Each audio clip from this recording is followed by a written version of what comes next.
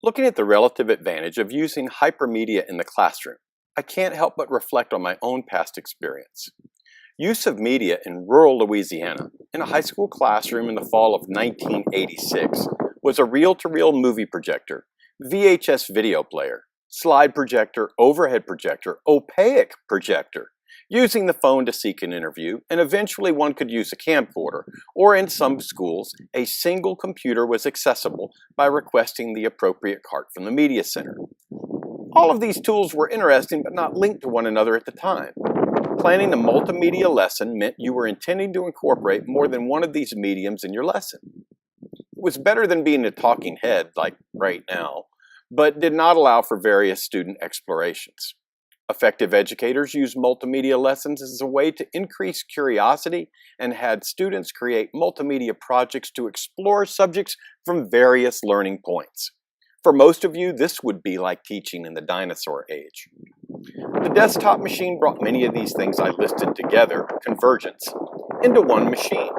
But what really changed the landscape was the variety of devices and their ability to run various less expensive software programs and apps, divergence.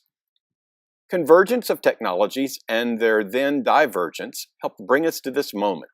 Robler and During speak about convergence but offer little explanation here. Gunnar Liesdahl explains these two terms eloquently by sharing with us two tools, the Swiss Army knife and the Leatherman. The Swiss Army knife was created in 1901 and is a prime example of convergence of small hand tools.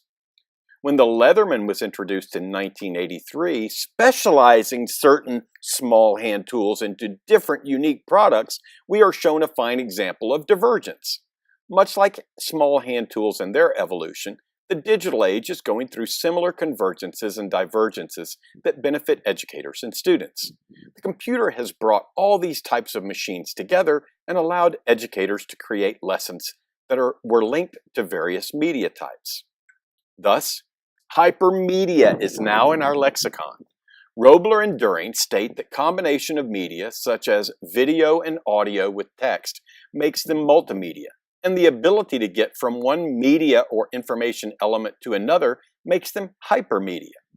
Instead of blazing a trail through the forest for students to follow, good educators now have to know their subject matter and have a working knowledge of software and hardware to help students blaze their own trail.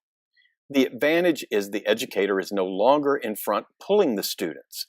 Linked and layered materials create a desire to pursue knowledge and, when students created, demonstrate that knowledge to others. According to Gurgitz, Scheichter, and Shu, the relative advantages for hypermedia stated in many studies are active, constructive, flexible, adaptive, and self-regulated learning. The strongest benefit, they state, is the freedom to decide when and which information to access. Advocates like Siemens and his connectivist theory postulate that all a student needs is a series of links and the internet, and a given student can learn from networks he or she establishes.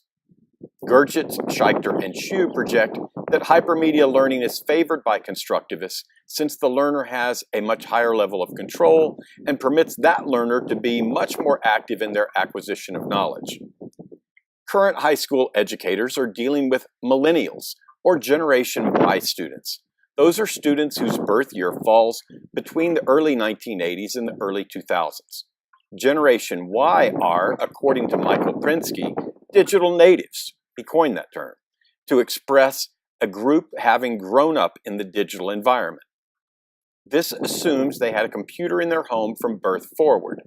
Generation Z is right behind them and has grown up within a device-rich environment. As educators, providing them information linked to even more information can make a huge difference in the quality of information they glean. But simply turning them loose in a hypermedia environment, according to Gurgitz, Scheichter, and Shu, does not guarantee they will learn.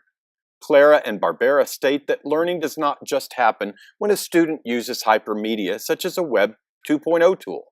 They state that simply wandering, the student may or may not learn.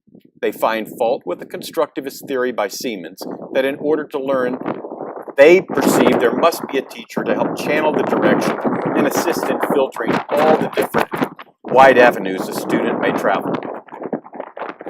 Prensky and Gurgitz, Scheichter and Shoes state that Generation Y's learning preferences are vastly different than their predecessors.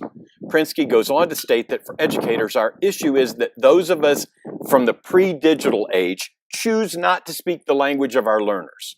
Weissels and Steenkamp caution that Generation Y and more of other digitally influenced learners encounter problems in hypermedia environments because the internet rewards the use of multiple, singularly incomplete, and on the whole, incongruent sources.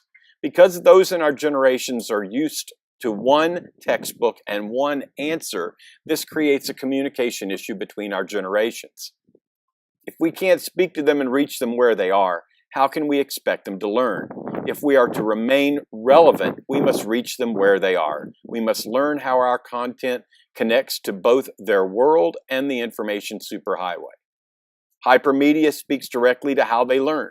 Having rich, linked information allows them to log in, search, collaborate, discuss, synthesize, look some more, and then respond. At the same time, Gurgitz, Scheichter, and Shoes state it points to disorientation and cognitive overload, which short-circuits the gains in hypertext learning. For students with learning differences, like me, this is significant.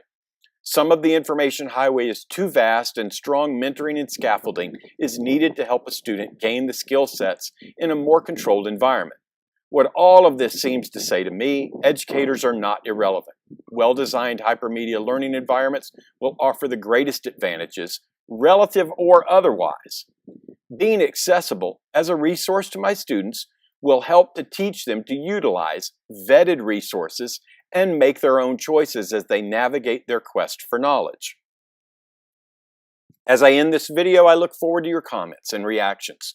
It will provide a needed follow-up for both of us. It will tell me what you heard and saw in the video and what message was communicated to you and how effective you thought I was in doing so. I can then analyze what I intended to communicate and the message I wanted to convey.